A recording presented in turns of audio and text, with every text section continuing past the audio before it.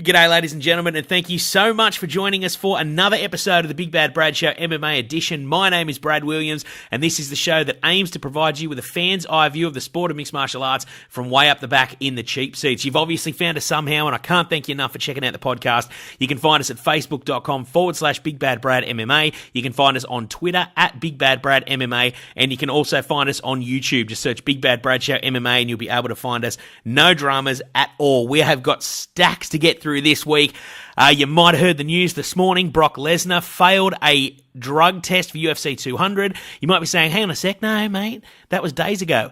No, he failed another one. We'll get to that in just a few minutes. We're also going to talk about that horrendous injury that Evangelist Santos suffered at the recent Bellator events, plus stacks of fight announcements, and also a preview for this weekend's UFC on Fox card. But first, before we go any further, we've got to take a quick look back at last week's UFC Fight Night from Sioux Falls, South Dakota.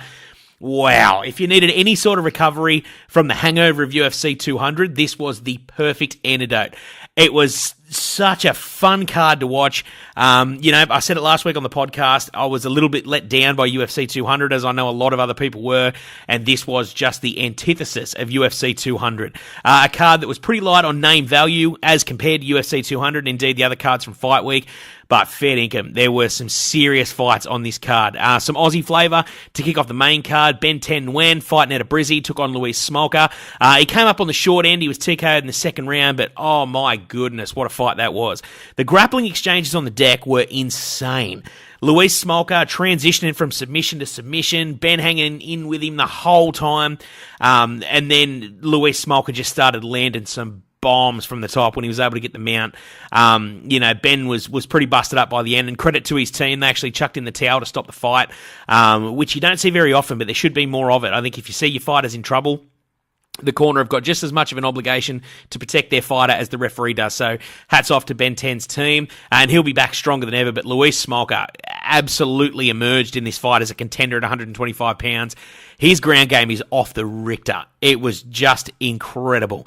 Also, Aussie legend Kyle Noak came up on the short end of his fight against Keita Nakamura. I think you'd really have to consider this fight to be the one that got away for Noak. I think he looked unreal in the first round. The first punch he threw was a little short left hook, rocked Nakamura. I thought he was well and truly cruising on his way to a victory. But Nakamura, you got to give him credit. He hung in there and was able to get a submission with a rear naked choke in the second round. So congratulations to him. Tim Boesch, great story. Was on a 3-fight skid. His back was against the wall and he was in serious trouble with another loss. But he managed to pick up a second round TKO over Josh Saman. And then the co-main event of the evening. I just want to take a minute to reflect on this fight, because if you haven't seen it yet, go out of your way to watch it. It was, I would say, one of the fights of the year so far, and just a pleasure to watch as a fight fan. To set the story, Tony Ferguson, streaking lightweight contender, 7-fight win streak, was supposed to take on Michael Chiesa. Chiesa had to withdraw due to an injury, and groovy Lando Vannata stepped up on short notice to take on the number 3 ranked contender in the lightweight division in the world, and almost pulled off the upset of the year. The first round of this fight was incredible. I can't sell it enough. It was just insane. Ferguson came out looking confident. Vannata's movement and just the fluidity he did not look like a fighter on debut. He looked like a guy that had been there a million times before as far as the UFC goes. He fights out of a great camp out of Jackson Wink, out of Albuquerque, New Mexico, and the bright lights were shining on him, and he did not disappoint. Absolutely rocked Tony Ferguson in the first round with a head kick, had him cooked, done and dusted. It looked like it was all over by the shout. Ferguson came out in the second round, started to put it on Lando. He himself said that he maybe let his ego get the better of him a little bit. He had his hands down. He was telling Tony Ferguson to bring it.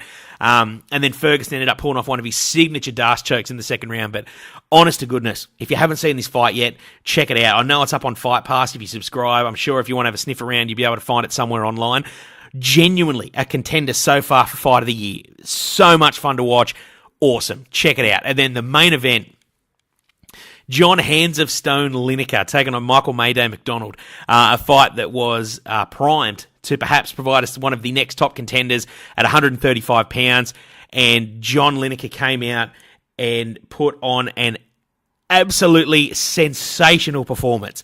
Knocked out Michael McDonald in the first round. You got to give it to McDonald too. Hats off to him. He was in trouble. He got rocked, and just showing that fighter spirit, just planted his feet and started having a go, and these boys were slugging it out.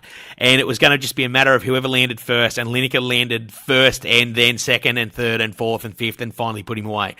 So, massive congratulations to all the fighters on that card from Sioux Falls, South Dakota. Sensational. Just an absolute pleasure to watch. I can't speak highly enough of it. Plenty of exciting fight announcements over the last couple of days. UFC on Fox 21 is starting to take shape. It takes place Sunday, August 28th, Australian time. And we found out just yesterday that there will be a rematch of one of the great fights between Joe Lozon and Jim Miller. Of course, they met for the first time back at UFC 155, if I'm not mistaken, back in December of 2012. It was a fight of the night performance. Jim Miller picked up a unanimous decision victory. Both guys coming off awesome, dominant performances at UFC 200. Jim Miller over Takanori Gomi and Joe Lozon with that sensational stoppage of Diego Sanchez. The boys are going to get in and do it again, and it's just got barn burner written all over it. Also, we finally have a main event for UFC on Fox 21. Damian Maia taking on Carlos Condit. It's a fight that was originally scheduled for UFC 202 in August, on the August 21 card, Australian time, of course, with the headliner being Nate Diaz and Conor McGregor. And now it's been shifted to this UFC on Fox card. So a sensational main event, already a great card. Features our very own Beck Rawlings taking on Paige Van Zandt, and Anthony Showtime Pettis making his featherweight debut against Charles Oliveira. So a sensational card. August 28th, Australian time. Also, UFC Fight Night 94. Some huge fight announcements today. A lightweight affair between Evan Dunham and Abel Trujillo. Also, a middleweight clash between contenders Derek Brunson and Uriah Hall, and also a main event, a very important fight at 155 pounds between Michael Johnson and Dustin the Diamond Poirier. Poirier is one of my favourite fighters to watch. Absolutely, always. Just a fun, fan-friendly style, but also very technical. Just an absolute delight to watch in the octagon, and a massive spotlight for him in the main event of UFC Fight Night 94. It takes place Sunday, September 18, Australian time. We'll keep you posted with any more developments that might come about with regards to that card. So plenty of exciting fights coming up. Some big news this week, and first of all, we want to send out our well wishes to Evangelist Santos, who suffered a horrific skull fracture in a Bellator fight with Michael Venom Page. The finish itself went viral when Page landed a flying knee and then celebrated with his Pokemon celebration with his little hat on, and he rolled his Pokemon ball, and then it very quickly turned to, the guy that got kneed got his head broken, don't you? Full credit to Evangelista Cyborg, who reckons he'll be back in the cage within 6 months. It's just another shining example of why I am not a professional fighter, or indeed even an amateur fighter. You got a guy like Evangelista Cyborg who reckons he'll be back in there in 6 months after a fractured skull. Mate, I'm looking for any excuse not to go to work. If I'm dressed, showered, ready to walk out the door, having my breakfast, all it takes is a little bit of a I think, I don't like the sound of that. That could be a chest infection. Better take 3 weeks off just to be sure. And here you got a bloke with a fractured skull who cannot wait to get back in there.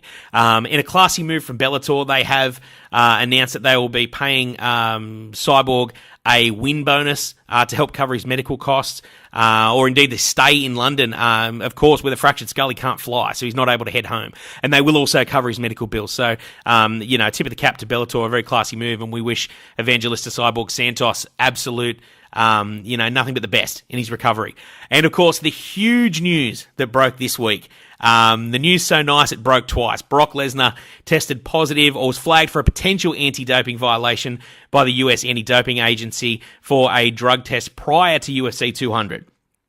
Now, when this story first broke, the story went that Brock Lesnar was tested 8 times in 5 weeks. 7 of those 8 tests he passed. He came back as negative. 1 test came back as positive. So he was flagged for a potential anti-doping violation. Now, the story doing the rounds was that it may have been from an asthma puffer. I thought if that's the case, it's pretty bad luck. People were pretty quick to jump down his throat. The criticism came left, right, and centre. And really, when he rocked up on the scales, he looked like a guy who could potentially be getting a little bit of pharmaceutical help. But you never like to point an accusing finger. Nothing's a fact until it's a fact. And then, of course, the story with the puffer, and you think, well, maybe it was more ignorance than anything else. And then this morning, it was almost you couldn't believe it could possibly happen. The news broke that he had been flagged once again for another potential anti-doping violation, this one stemming from a drug test on the day of UFC 200. So 2 failed tests within a couple of weeks of each other. It looks like Brock Lesnar's UFC career could be brown bread, at least for the next little while. So we will keep you posted with anything more that might break in regards to Brock Lesnar and that failed drug test. And now we move to even more upcoming fights. This weekend, the UFC back in the octagon for UFC on Fox 20. Emanates from the Windy City, Chicago, Illinois. Some great fights on the card. Fight Pass, Alex Cowboy Oliveira taking on James Muntasri. The prelims features perennial featherweight contender Darren Elkins taking on Godofredo Pepe. Frankie Saenz taking on Eddie Wineland. And then the main card sees Felice Herrig taking on Kylan Curran. Francis Ngannou taking on debutant Bojan Mihajlovic. His overall record's 10-3, suffered 3 defeats in his first 3 pro fights. Since then, he's been on an absolute tear, ripping off 10 fights in a row, 10 wins, I should say, making his UFC debut in a heavyweight clash. The co-main event of the card has just got thriller written all over it. Edson Barboza taking on Gilbert Melendez. Barboza coming off a unanimous decision victory over Anthony Pettis back in April. Melendez, he's coming off back-to-back losses to Anthony Pettis and to now current UFC lightweight champion Eddie Alvarez. This will be his first fight back. He's been on a little bit of a athletic commission suggested holiday, served a 1-year suspension for a failed drug test. After that loss to Eddie Alvarez, so he'll be back looking to make a statement. He really has got a point to prove coming into this fight. Back-to-back losses and a failed drug test, you can expect to see the best Gilbert Melendez. But Barboza is a handful for anyone at 155 pounds. And if these guys both fight to their potential, we could see something really special this weekend. That's your co-main event. And then the main event sees former UFC bantamweight champion of the world, Holly Holm, taking on Valentina Shevchenko. Holly Holm, the Ronda Rousey hunter, looking to bounce back from her first career loss to Miesha Tate, where she dropped the strap back in March, takes on Valentina Shevchenko, who has had a much more eventful lead up to this fight than most fighters preparing for a UFC battle. You might have seen it online doing the rounds that Valentina Shevchenko and her coach were caught in the middle of a restaurant robbery in Peru that actually saw her coach shot. He's since made a recovery, but definitely not the most ideal preparation for a fight. But she said she's ready to rip in and raring to go. She's coming off only her second career loss to current UFC bantamweight champion Amanda Nunes. That was also back at UFC 196 in March. People were kind of scratching their heads when this fight was announced. Some suggested it was a step down for Holly Holm, coming off that glorious knockout of Ronda Rousey and then that sensational performance even in a loss to Miesha Tate. But Valentina Shevchenko is no joke. She was 58-2 as a kickboxer. Everyone likes to talk about Holly Holm and her multiple world titles as a boxer, but Shevchenko's striking is top-notch as well. So much the same as Barboza and Gilbert Melendez, if these girls fight to their potential, we could be in for a hell of a fight. Both very deserving of that main event slot, and I cannot wait to see how this fight unfolds because we could very well see the next top contender for the UFC Bantamweight Championship. Dana White said immediately after Amanda Nunes defeated Miesha Tate that Ronda would get the first crack at the strap. No one knows what Ronda Rousey's plans are, and the division can't just sit on hold. Holly Holm made a great point just yesterday. If she'd waited for Ronda Rousey for the rematch after their first fight in November, she'd still be waiting. So I really do think that this could crown the next top contender at 135 pounds. I cannot wait to watch it. If you want to watch it too, here's how you can check it out. The UFC Fight Pass prelims kick off at 6 a.m. Australian Eastern Standard Time on Sunday morning. The prelim card kicks off at 8 a.m. on Fox Sports 2, and the main card kicks off at 10 a.m. also on Fox Sports 2. That's this coming Sunday on Foxtel. And with that, it brings us to the end of another episode of the Big Bad Brad Show MMA. Thank you so much again for checking out the podcast. You can find us at facebook.com/Big Bad Brad MMA. You can find us on Twitter at Big Bad Brad MMA. And you can also find us on YouTube. Just search Big Bad Brad Show MMA and you'll be able to find us. No dramas at all. Thank you so much again. Enjoy the fights on Sunday and I will catch you next time.